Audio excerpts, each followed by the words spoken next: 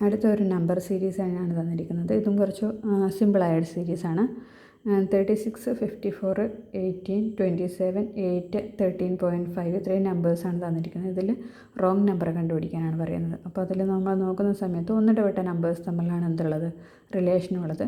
36ൻ്റെ ഹാഫാണ് 18 എന്ന് പറയുന്നത്. 18ൻ്റെ ഹാഫാണ് എന്ത് വരേണ്ടത്, അടുത്ത നമ്പർ വരേണ്ടത്. അപ്പോൾ ഇവിടെയാണ് എന്ത് വന്നിരിക്കുന്നത്, എറർ വന്നിരിക്കുന്നത്. ഇനിയൊരു ക്ലാരിഫിക്കേഷന് വേണ്ടിയിട്ട് നമുക്ക് എന്ത് ചെയ്യാം, അടുത്തത് കൂടി ഒന്ന് ചെക്ക് ചെയ്ത് നോക്കാം. 54ൻ്റെ ഹാഫാണെന്ത് 27 വരുന്നത്, 27ൻ്റെ ഹാഫാണെന്ത് 13.5 വരുന്നത്. അപ്പോൾ ഇവിടെയാണ് ഡിഫറൻസ് വന്നിരിക്കുന്നത്.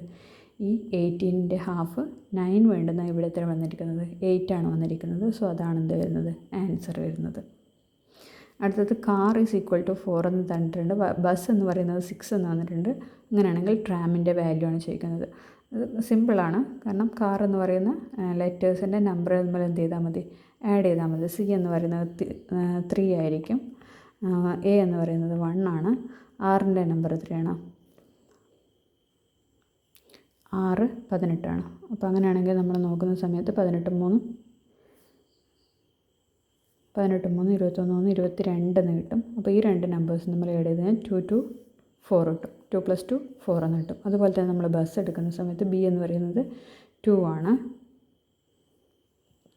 യു എന്ന് പറയുന്നത് 21 ആണ്. എസ് എന്ന് പറയുന്നത് 19 ആണ്.